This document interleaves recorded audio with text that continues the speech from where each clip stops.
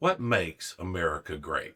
Well, there's opportunities that are here for everyone, and for as of we went through some very dark times.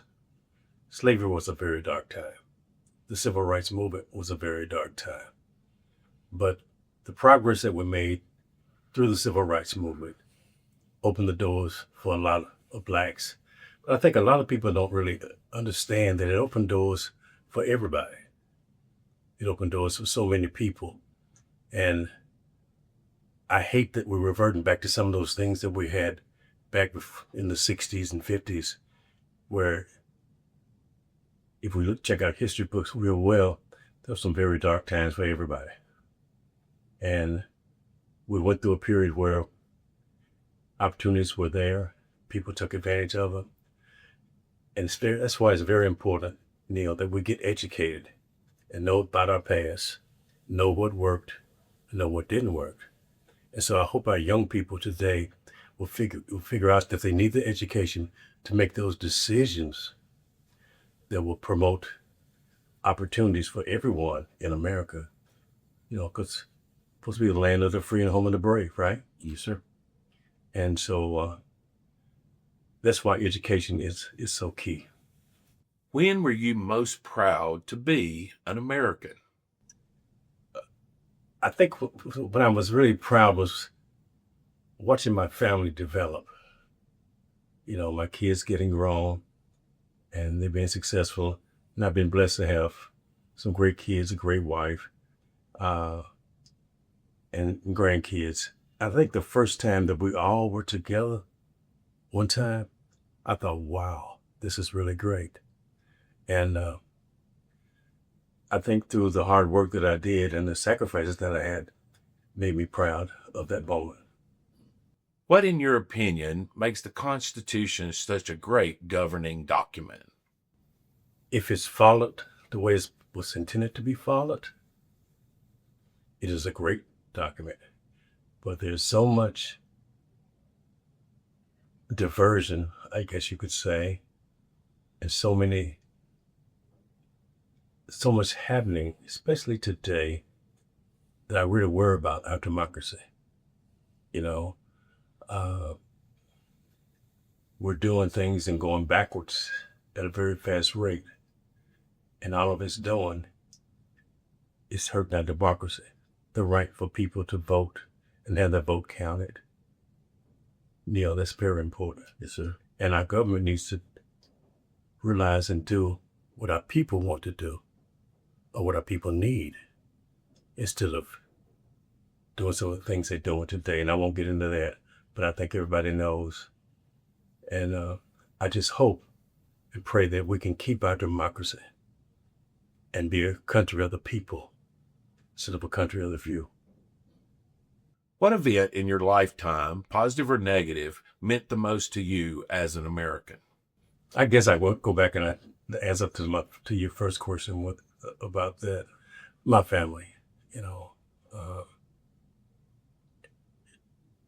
realizing that family is a beautiful thing, and because I came up pretty hard, came through some real hard times, and just being blessed in so many ways has been so great to me, because it was a struggle, and people just don't realize the struggles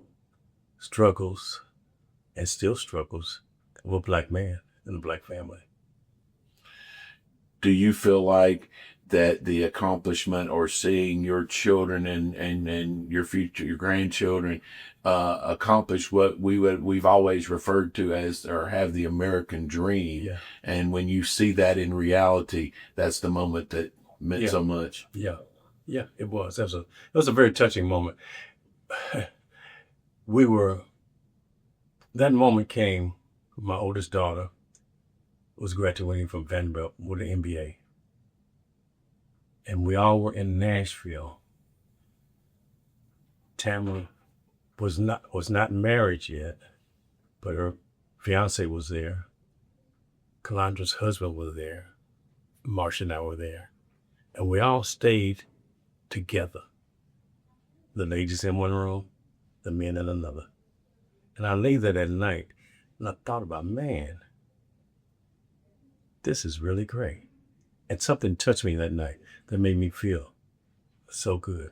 And I've always remembered that incident because it was so uplifting to me. Yeah. If you visited outside the country or from sea to shining sea, which parts of America have you enjoyed the most? My visit to DC, and I went twice, uh, and looking at the history, uh, and seeing those historic places, the African Museum was amazing to go through. I recommend for everybody just to go through it. It was so inspirational, so heartfelt, and it was so touching because if you have empathy for anything, you see the struggles that we went through.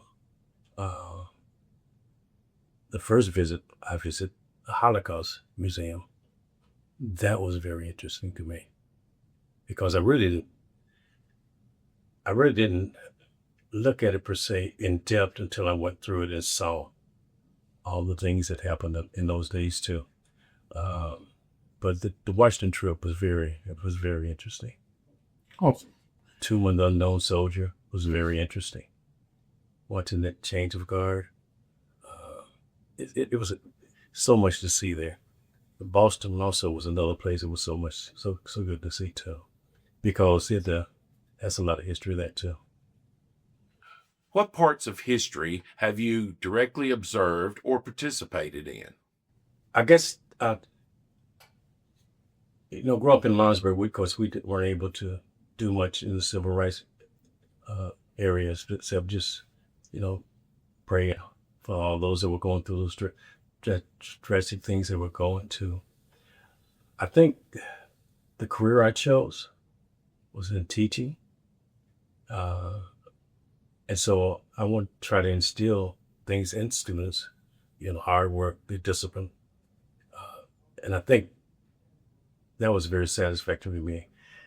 I've always wanted to coach, and there are so many life lessons other than teaching basketball skills that you can relate to your players about how to live in life, how to overcome adversity, how to be able to win and how to be able to lose, how to work hard. Instilling those things in your players is, and hopefully they'll instill those, they'll keep those up the rest of their lives.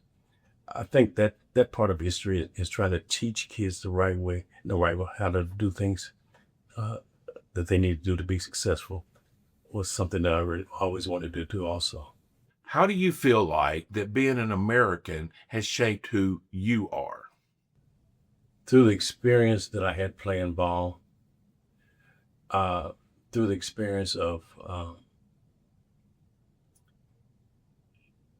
I grew up just the way I grew up. I attended a three-room school in elementary school till I was in the seventh grade. Integration came my eighth grade year. And